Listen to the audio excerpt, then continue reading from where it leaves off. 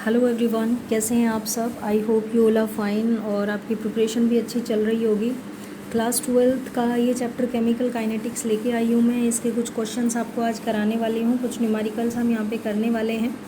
तो जिन्होंने theory complete कर लिया है इस चैप्टर का, जिनका कॉन्सेप्ट क्लियर हो गया है, तो वो तो क्वेश्चन अभी लगा पाएंगे मेरे साथ। और जिनका ये चैप्टर अभी नहीं हुआ है, you need to do your theory first, after then you can come here on the channel and do these questions. Okay, तो चलिए अभी जिनका हो गया है पहले वो स्टार्ट करिए। और पहला ही टॉपिक मैंने लिया है rate of a reaction and factor affecting the rate of reaction. काफ़ी इजी से क्वेश्चन होते हैं आपके इस वाले टॉपिक के। कुछ क्वेश्चन यहाँ पे देखेंगे तो डेफिनेटली आप कर पाएंगे इनको।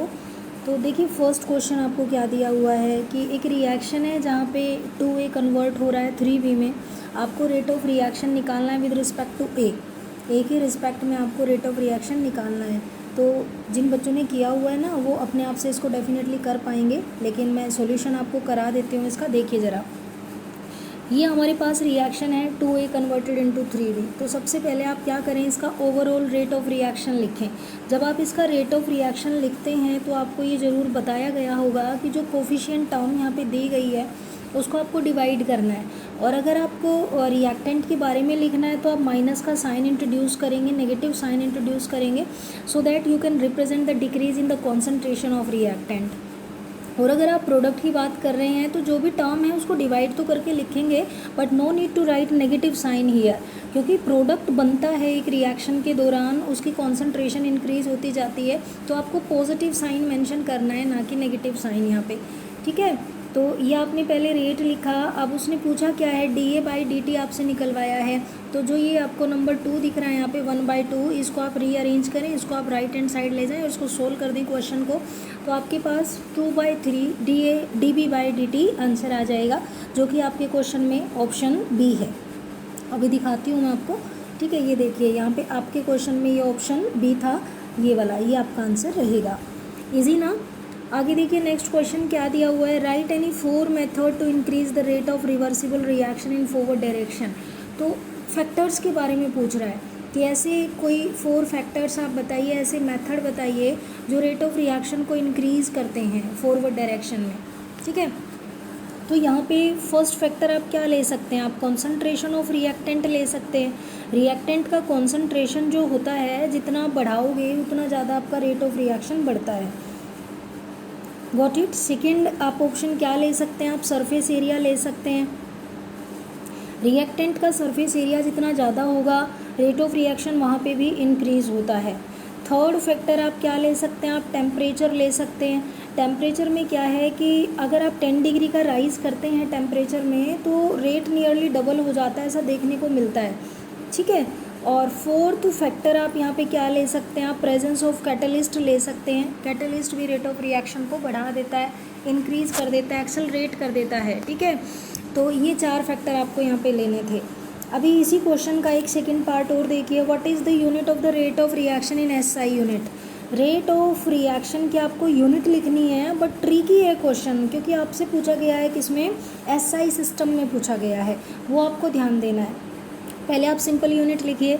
रेट क्या होता है, कॉन्सेंट्रेशन बाय टाइम। तो कॉन्सेंट्रेशन को मेजर करते हैं मोल पर लीटर में, टाइम को मेजर करते हैं सेकंड में, and you will get a unit here mole per litre पर सेकंड। लेकिन आपसे पूछा क्या गया है, आपसे तो SI सिस्टम में पूछा गया है, तो जो आपने ये पर लीटर रखा है, जो वॉल्यूम की यूनिट आपने रखी है, वो आप लीटर की बजाय क्या रखें, क्यूबिक मीटर रखें, क्योंकि SI सिस्टम में जो लेंथ होती है, लेंथ की यूनिट होती है मीटर। और अगर आप वॉल्यूम की बात करें तो वॉल्यूम क्या होता है, लेंथ का क्यूब होता है। तो अगर लेंथ आप मीटर में लेते हैं तो क्यूबिक मीटर आपके पास वॉल्यूम बन जाता है। तो बस यही करना है आपको लीटर इन्वर्स की प्लेस पे क्या रख देना है, क्यूबिक मीटर रख देना है, क्यूबिक मीटर इन्वर्स रख देना है। तो इस तरीके से आपकी यूनिट बन जाती है। ठीक है, समझ आ गया होगा आई थिंक सो। आगे देखिए नेक्स्ट क्वेश्चन क्या दिया हुआ है आपको, how will the rate of reaction be affected when. Rate of reaction कैसे अफेक्ट होगा, जब सरफेस एरिया कम कर दिया जाए। देखो बड़ी सीधी सी बात है, जो सरफेस एरिया होता है वो डायरेक्टली प्रोपोर्शनल होता है रेट ऑफ रिएक्शन के। तो अगर आप इसको रिड्यूस करते हो तो रेट ऑफ रिएक्शन भी आपका क्या हो जाता है, रिड्यूस हो जाता है, कम हो जाता है, डिक्रीज़ हो जाता है। तो बस डिक्रीज़ हो जाएगा। आगे पूछा गया है टेम्परेचर। तो जो भाई टेम्परेचर होता है, टेम्परेचर भी डायरेक्टली प्रोपोर्शनल होता है रेट के। अगर आप 10 डिग्री का राइज़ करते हैं, 10 डिग्री राइज़ आप करते हैं तो रेट भी आपका नियरली क्या हो जाता है, डबल हो जाता है। समझ आ गई ये बात। आगे आपको दिया गया है कैटलिस्ट। तो कैटलिस्ट क्या करता है, कैटलिस्ट रेट ऑफ रिएक्शन को इंक्रीज़ कर देता है, एनर्जी बैरियर को डिक्रीज़ करके। आई होप कि आपने पढ़ा होगा, ये जिन लोगों ने पढ़ लिया है उनको तो मालूम ही होगा। तो देखो जैसे ये आपका रिएक्टेंट है और एक एनर्जी डायग्राम बनाते हुए, एनर्जी प्रोफाइल डायग्राम बनाते हुए इस तरीके से रिएक्शन को शो किया जाता है। तो ये जो एनर्जी आप देख रहे हो ना यहाँ से यहाँ तक, इसको एक्टिवेशन एनर्जी कहते हैं। ये एनर्जी आपको सप्लाई करना पड़ता है रिएक्शन मिक्सचर को, ताकि प्रोडक्ट फॉर्मेशन हो जाए। और अगर ये एनर्जी ज़्यादा है तो फिर हम उसको सप्लाई नहीं कर पाते हैं, प्रोडक्ट फॉर्मेशन वहाँ पे नहीं होता। तो इसके लिए हम एक अल्टरनेट भी ढूंढते हैं कि हम कैटलिस्ट ऐड कर देते हैं। और कैटलिस्ट ऐड करने से क्या होगा, नया प्रोफाइल डायग्राम देखिए, यहाँ पे जो एनर्जी बैरियर है वो छोटा हो गया है, एनर्जी बैरियर कम हो गया है, तो अब ईजिली रिएक्शन आपका हो जाएगा। इट मीन जो रेट ऑफ रिएक्शन है वो फास्ट हो जाएगी अगर आप कैटलिस्ट ऐड करते हैं। ठीक है, नेक्स्ट क्वेश्चन देखिए, define rate of reaction and right two factor. देखो फैक्टर्स तो हमने अभी डिस्कस कर ही लिए हैं, अभी 2-3 क्वेश्चन में हमने फैक्टर ही डिस्कस किए हैं। रेट ऑफ रिएक्शन बताइए आप ज़रा क्या होता है। रेट ऑफ रिएक्शन किसको बोलते हैं, तो ये होता है change in concentration either of reactant और प्रोडक्ट पर unit time.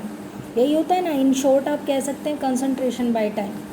Rate of reaction is defined as change in concentration either of reactant और प्रोडक्ट पर यूनिट टाइम। समझ आई बात। फैक्टर कौन से लेने हैं, कोई टेम्परेचर ले लो, कैटलिस्ट ले लो, सरफेस एरिया ले लो या कंसंट्रेशन ले लो, काफ़ी सारे फैक्टर्स हैं आपके पास, तो उनमें से आप कुछ राइट कर सकते हैं।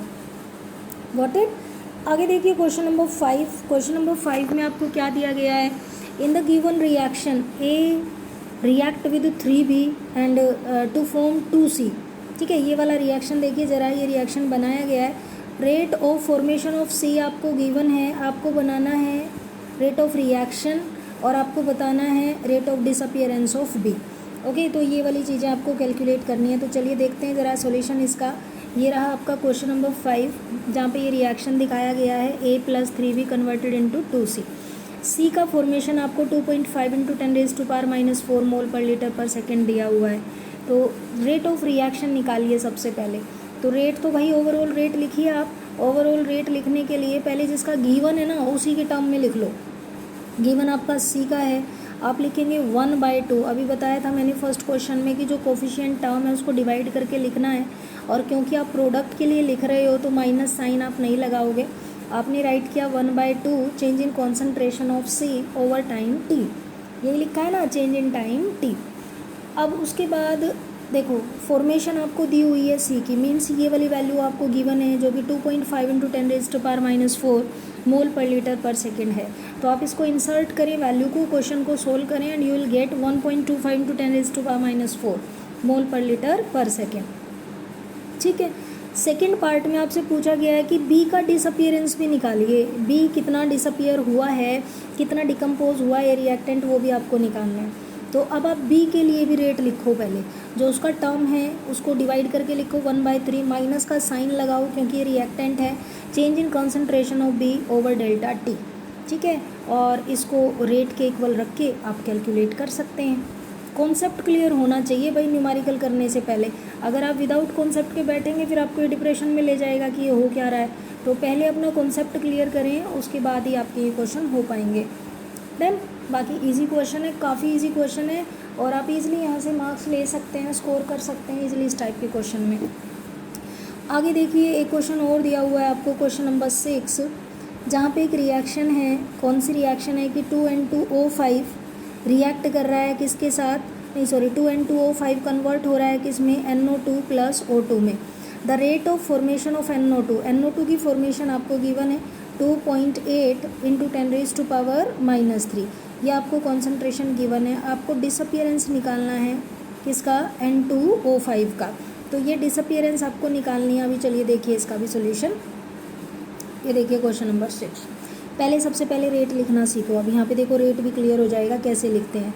रेट ऑफ रिएक्शन पहले लिखो रिएक्टेंट के लिए, तो जो कोफिशिएंट टर्म है उसको डिवाइड करके लिखो, 1/2 लिखा, चेंज इन कॉन्सेंट्रेशन N2O5 और change in time delta T, minus का साइन लगाया क्योंकि रिएक्टेंट के लिए लिख रहे हो।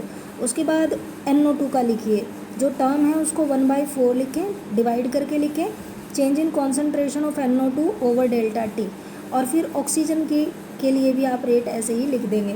सबका रेट आपको इक्वल करके लिखना है, ये आपको ध्यान रहे, क्योंकि rate of formation is always equal to rate of decomposition. अब जो चीज़ आपको गिवन है वो आप पुट करें। आपको क्या गिवन है, आपको NO2 का फॉर्मेशन गिवन है 2.8 इंटू 10⁻³ और आगे ये वाली वैल्यू ऑलरेडी आपके एक्सप्रेशन में गिवन है, तो ये आपने पुट कर दिया। ये पुट करने के बाद आपको कैलकुलेट क्या करना है, आपको N2O5 की डिकम्पोजिशन कैलकुलेट करनी है।